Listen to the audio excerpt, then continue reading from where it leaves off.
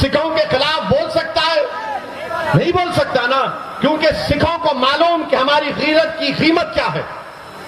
मगर हमको क्या मालूम? नहीं, सेकुलरिज्म, सियासी सेकुलर जिंदा रखना है।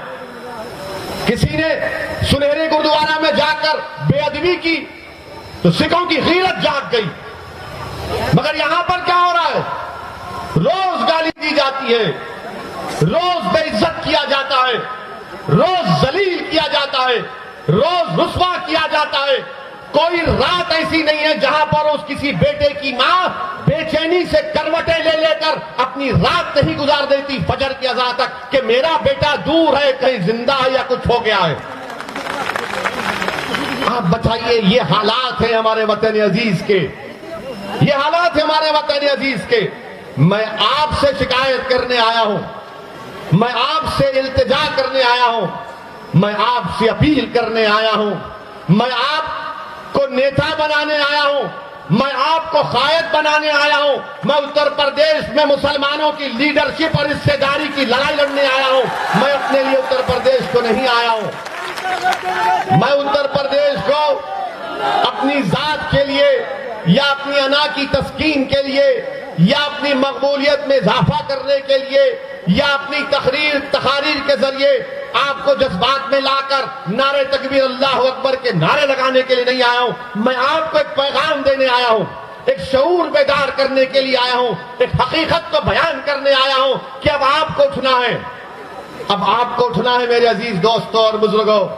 कब तक आप बीजेपी के डर से, कब तक आप सेकुलरिज्म, सियासी सेकुलरिज्म के इस झूठे वादे के ऊपर आप इन पार्टियों को वोट देते रहेंगे? आज आपको उत्तर प्रदेश में अपनी हिस्सेदारी की लड़ाई लड़ना है, आपको अपने हिस्से को हासिल करना है। अगर आप ऐसे ही इनके इस्तेसाल का शिकार हो जाएंगे, जिसको अंग्रेजी में कहते हैं पॉलिटिकल एक्सप्लॉयटेशन किया जाता है, तो बताइए क्या हासिल होगा फिर? 60 साल से अगर यहां पर मेरे जलसे में अगर कोई 70 साल के हमारे बुजुर्ग बैठे हैं, मैं आपसे अपील कर रहा हूं, अगर आप नहीं बैठे हैं तो जहां तक मेरी आवाज पहुंच रही, मैं आपके दिल से मुखातिब होकर कह रहा हूं, अपने दिल पर हाथ रखकर कहो कि मैंने जितने बातें कही वो सच है या झूठ है। कब तक आप इन लोगों के दिल फरेब बातों में आकर ये सियासी सेकुलरिज्म के नाम पर वोट देते रहेंगे? क्या हासिल हुआ मुसलमानों को? क्या तुमको मालूम उत्तर प्रदेश के मुसलमानों, तुम्हारी गरीबी का आपको मालूम आपकी गरीबी क्या है? उत्तर प्रदेश में 2% भी मुसलमान ऐसे नहीं है जिनके पास 2 एकड़ से ज्यादा जमीन हो। 2% भी नहीं है, 1.70, खाली 1.70% मुसलमानों के पास 2 एकड़ जमीन है। आपके पास तो वो भी नहीं, मगर आपके दिमाग में डाल दिया गया ये पॉलिटिकल सेकुलरिज्म को वोट डालो। क्या आपको मालूम उत्तर प्रदेश के माँ बाप, मुस्लिम माँ बाप से कह रहा हूं कि 71% मुसलमान बच्चे या तो अनपढ़ हैं या फिर सिर्फ प्राइमरी जमात तक पढ़े। कौन जिम्मेदार है? मैं जिम्मेदार हूं उसका।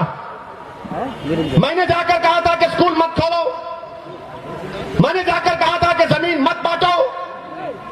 बताओ इसका हिसाब कैसा लिया जाएगा? किससे जवाब हासिल करेंगे? उत्तर प्रदेश की जेलों में 28% मुसलमान अंडर ट्रायल हैं। शौकत ने सही कहा, स्कूल खोलने की जगह थाना खुल जाता है, अस्पताल की जगह शराब खाना खुल जाता है। क्यों खुलता है? क्योंकि आपकी सियासी अहमियत नहीं रही। इनको मालूम कि मुसलमान को सिर्फ जज्बात में ला लो। मैं आपको यकीनन जज्बात में लाने के लिए कह रहा हूं, मगर जज्बात का इस्तेमाल ठोस काम के लिए होना चाहिए। और जितने मुसलमानों को आपने वोट दिया है माजी में, वो या तो बड़े बड़े फाइनेंशियल पावर रखने वाले दौलतमंद थे या फिर कोई और थे जिनका जमीन से कोई ताल्लुक नहीं था, जिनका गरीब मुसलमान नौजवानों के ख्वाबों को पूरा करने से इनका कोई मतलब नहीं था। इनको सिर्फ इलेक्शन जीतने से मतलब था। वो ये समझते थे कि हम जीत जाएंगे तो बस काम हो गया। मैं ये कह रहा हूं कि मैं मिटने तैयार हूं, मगर तुमको जीतना है इंशाअल्लाह ताला।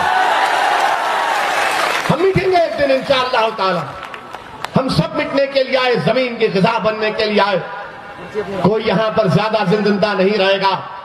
ये तो अल्लाह को मालूम कि कौन कितनी हयात लेकर आया, मगर हर एक को मौत का मजा चखना है। मगर मेरे अजीज दोस्तों और बुजुर्गों, क्या जिंदगी आप कैसे गुजार रहे हैं, किस मकसद के लिए गुजार रहे हैं, कैसे आपका वक्त चला जा रहा है, कैसे आपकी जवानी को बर्बाद कर दिया जा रहा है।